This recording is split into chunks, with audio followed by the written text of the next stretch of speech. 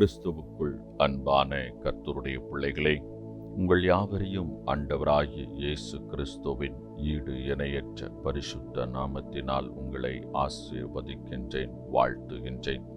கர்த்தர் தாமே இந்த நாளில் நீங்கள் எதிர்பார்க்கின்ற நன்மைகள் யாவையும் பரத்திலிருந்து உங்களுக்கு அருளிச் செய்து நீங்கள் இம்மையில் சுகித்திருக்கவும் மறுமையில் நிலை வாழ்வை சுதந்திரித்துக் கொள்ள அனுக்கிரகம் செய்வாராக.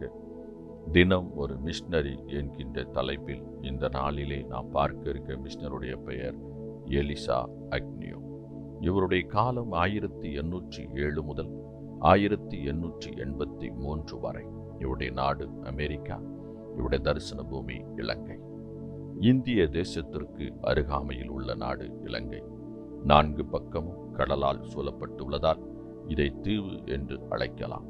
கடல் கடந்து வாணியம் செய்வோர் பெருகியிருந்த காலத்தில் சுவிசேஷத்தை இலவசமாக கொண்டு சென்றார் அக்னியோ. அமெரிக்க நாட்டில் பிறந்த இவர் 8 வயதிலேயே இறைப்பணிக்கு தன்னை தயார் செய்தார். 32ஆம் வயது வரை தன் கல்வி பணிகளை நியூயார்க் நகரத்தில் முடித்தார். ஆண்டவரின் சத்தம் காதினில் தொனிக்க இலங்கை நாட்டை நோக்கி 1839ஆம் ஆண்டு சுவிசேஷ வீராங்கனையாக புறப்பட்டார். கல்விக்கூடம் ஒன்றின் முதல்வராக தனது பணியை ஆரம்பித்தார். 41 வருடங்கள் அப்பள்ளியின் பொறுப்பை மிகவும் சிறப்புடன் ஏற்று நடத்தினார். தான் கற்றுக் கொடுத்த பெண் பிள்ளைகளின் குழந்தைகளுக்கும் அவர்களது பேர பிள்ளைகளுக்கும் கற்றுக் கொடுக்கும் மாபெரும் பணியை மன நிறைவுடன் செய்தார். இதனால் 1000 பெண் குழந்தைகளின் அம்மா என்று அழைக்கப்பட்டார். அக்காலத்தில் இவர் செய்த பணி மிகவும் சிறப்புடன் பாராட்டத்தக்கது. இவர் கல்வி பணியோடு கர்த்தரின் களங்கமில்லா வார்த்தைகளை கனிவுடன் கற்றுக் கொடுத்தார். இதனால் சுமார் 600க்கும் மேற்பட்ட இளம் அக்னியூக்கள் உருவானார்கள். ஒவ்வொரு நாளும் தான் கற்றுக் கொடுத்த மக்களை சென்று பார்த்து அவர்களுடன் பேசுவது இவரது வழக்கமாகும்.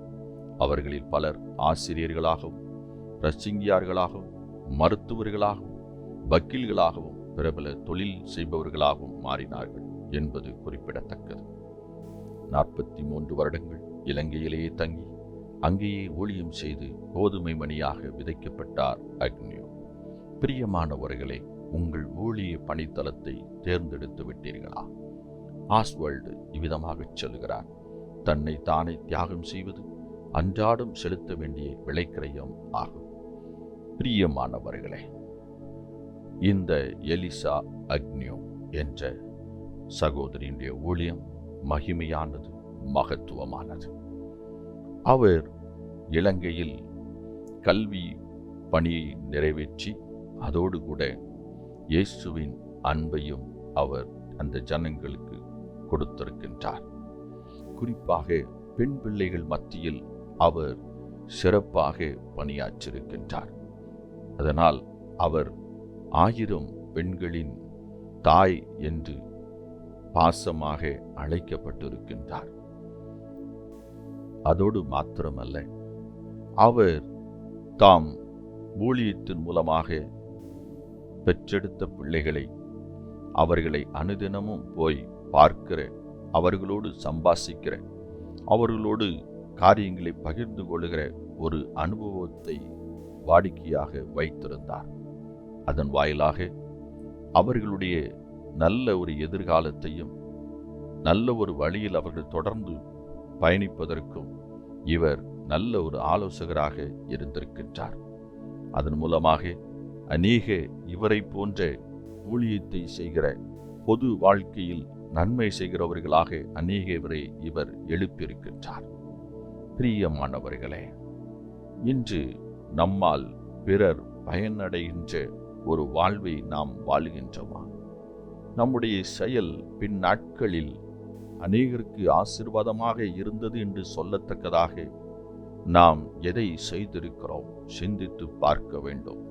இந்த உலகத்தில் வந்து வாழ்ந்து உண்டோம், மகிழ்ந்தோம், கடந்து சென்று விட்டோம் என்று இல்லாமல் அநேகருடைய வாழ்வில் ஒளியேற்றி வைக்கிறவர்களாக, நன்மை செய்கிறவர்களாக, பயனுள்ள ஒரு வாழ்க்கை வாழ நாம் அழைக்கப்பட்டிருக்கிறோம். இந்த அன்பு சகோதரி எவ்விதமாக அவர் ஊழியத்தை நிறைவேற்றினாரோ, உலக பணிகளையும் நிறைவேற்றினாரோ, ஜனங்களுடைய இருதயத்திலே தாய் என்கின்ற ஒரு அந்தஸ்தை சுதந்திரித்து கொண்டார்களோ, அதே போல நாமும் இந்த உலகத்தில் வாழுகிற நாட்களெல்லாம் பிறர் நலன், பிறருடைய வாழ்வு சீர்படுவதற்கு ஏதாவது ஒரு வகையில் நாம் செயலாற்ற வேண்டும். ஊழியத்திற்காக ஜெபிப்போம், ஊழியத்திற்காக கொடுப்போம், ஊழியத்திற்காக கர்த்தர் அழைப்பாரானால் கடந்து செல்வோம். பொது வாழ்க்கையிலையும் நம்மை ஈடுபடுத்திக் கொள்வோம். கர்த்தர் தாமே உங்களை ஆசீர்வதிப்பாராக. இந்த நாளின் தியானத்துக்குரிய வேத பகுதி யாத்ராகமம் 7-8 அதிகாரங்கள், சங்கீதம் 60-61, ரோமர் 12. இந்த வேத பகுதியில் வாசித்து கர்த்தருடைய ஆசீர்வாதத்தை பெற்றுக்கொள்ளுங்கள். கர்த்தர் தாமே உங்களை ஆசீர்வதிப்பாராக. ஆமென்.